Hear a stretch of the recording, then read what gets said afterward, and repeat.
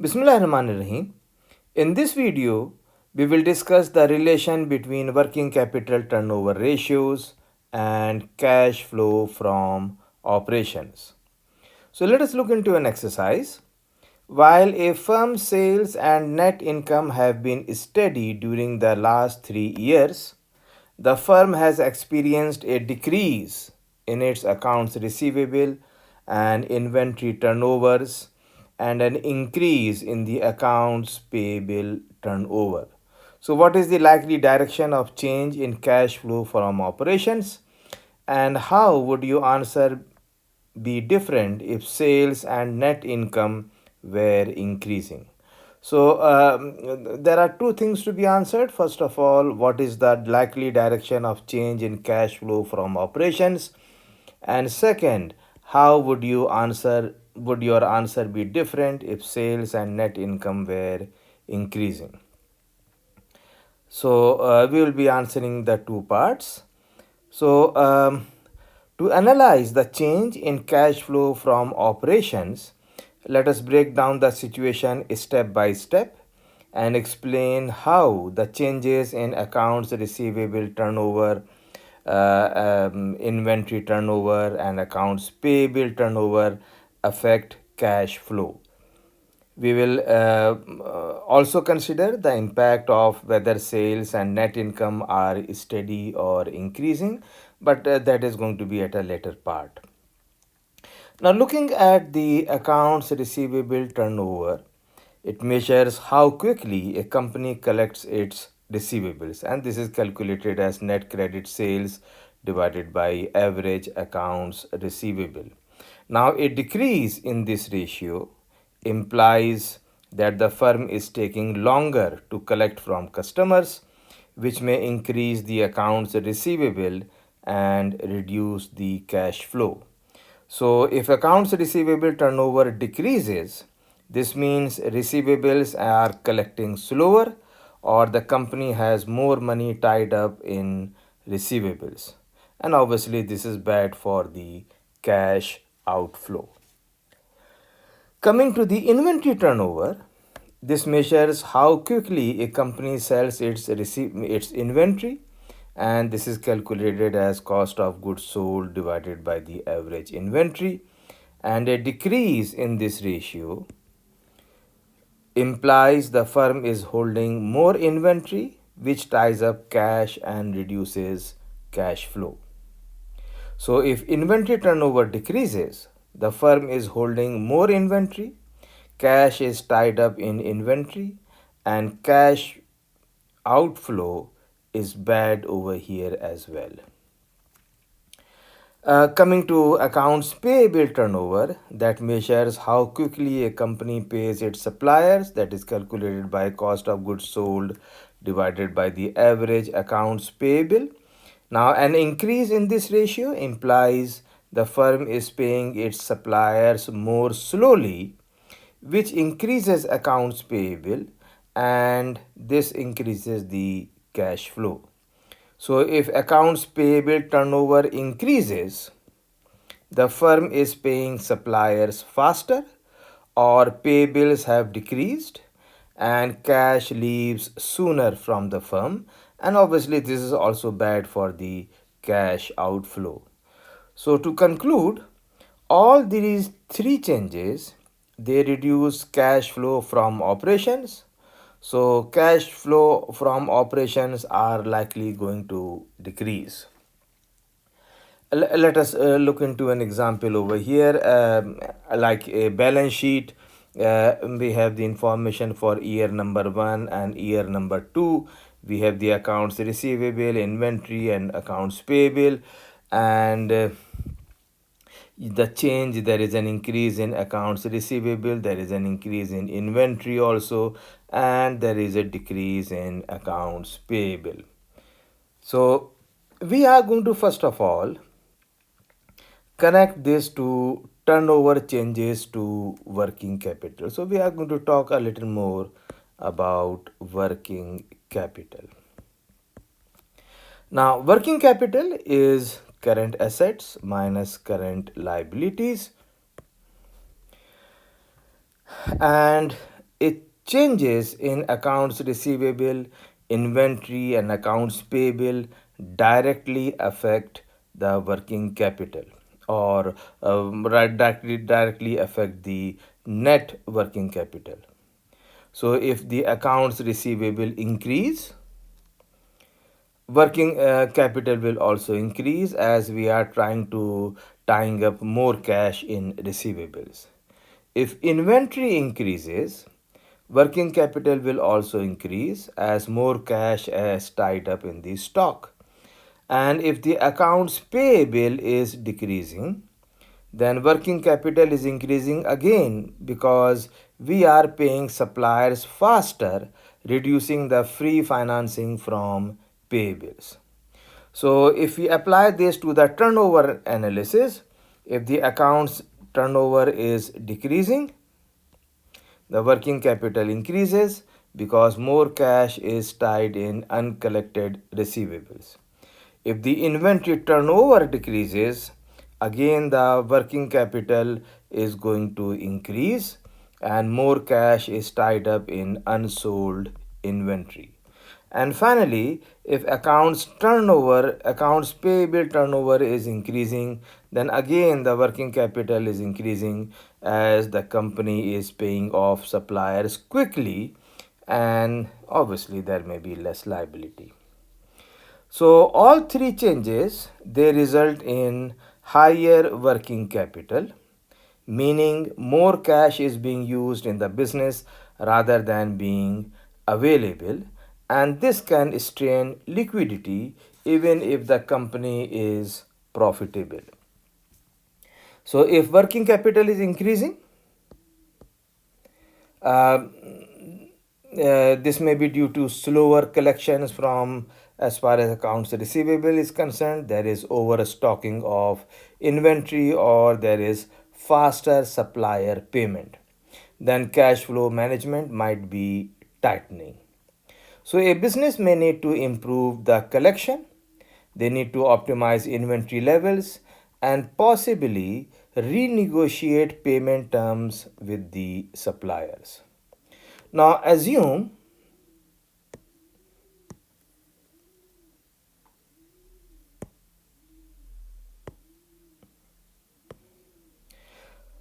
that the net income is 2000. Now let us see how we are going to calculate the cash flow from operations.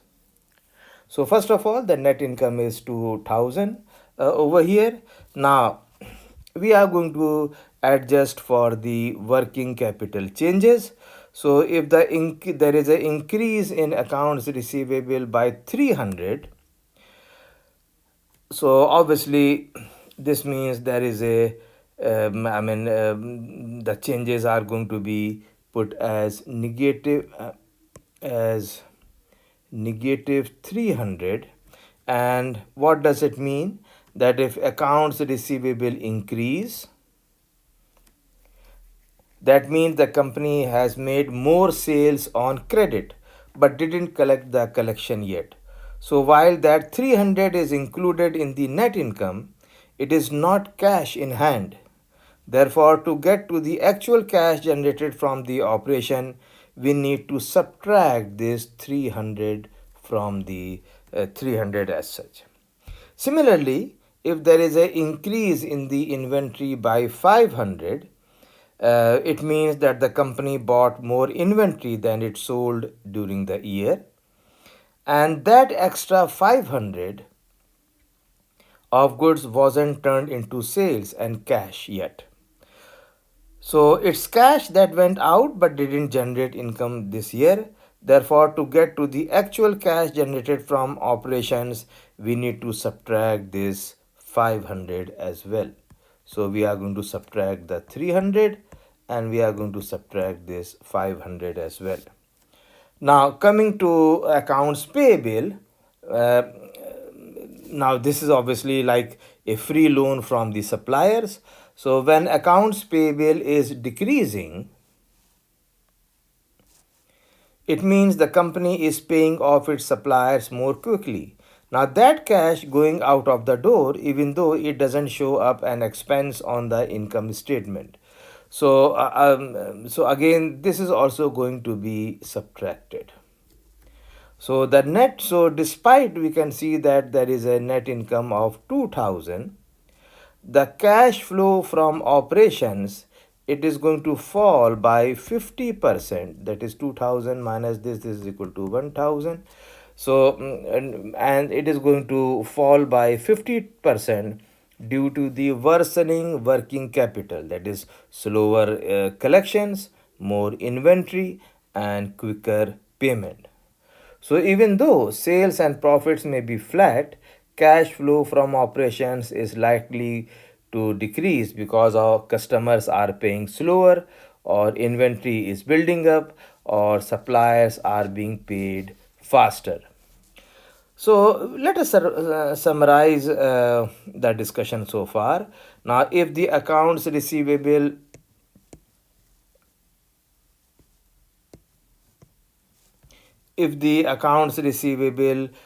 went from 1000 to 1300,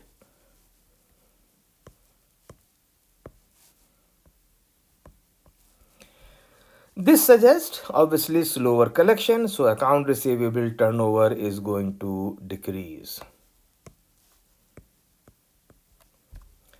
Uh, so if the inventory increases to 500, the inventory went up in this case from 2000 to 2500, and this indicates more inventory is being held, possibly slower sales or overstocking. So inventory turnover is also going to decrease. If the accounts payable, they decrease by 200, it means that the company is paying off suppliers faster, so accounts payable turnover is going to increase. So that is the summary of what we are talking about. Accounts receivable turnover is going to decrease, and this is because the receivables have increased. Accounts receivable inventory turnover has decreased, and this is because of increased inventory. And accounts payable turnover has increased because payable has decreased. Now, to calculate the accounts receivable turnover, inventory turnover, accounts payable turnover, we need a bit more than just balances. We usually need sales and cost of goods sold and purchases for the year. So we are going to look into a situation now. We just go with the first case, that is there is an steady sales. So in this scenario, you can see that the sales and the net income are steady, but the firm experiences a decrease in the accounts receivable turnover, and this is going to be equal to what?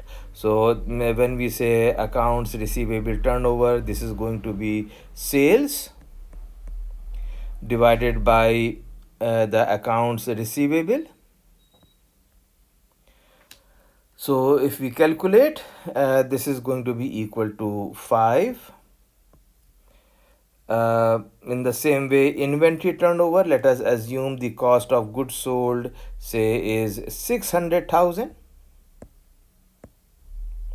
So the cost of goods sold will be 600 divided by the average inventory, that is 150,000. So this is going to be equal to 4. And when we come to accounts payable, again it is cost of goods sold, that is 600,000 divided by the accounts payable, that is 100,000.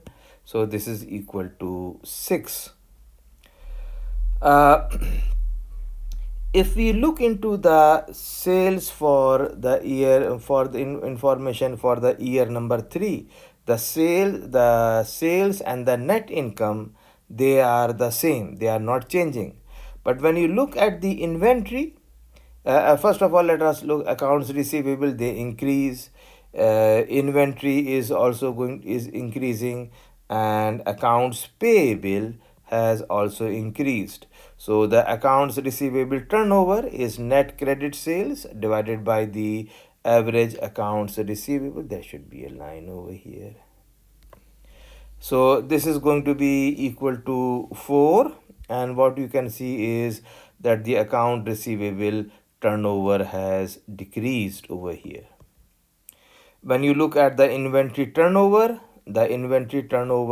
has again has decreased, and the accounts payable turnover is equal to 5. So what we can see is that if there is a decrease in the accounts receivable turnover, it means that the firm is taking a longer time to collect its receivables, and an increase in accounts receivable reduces cash inflow, negatively affecting cash flow from operations.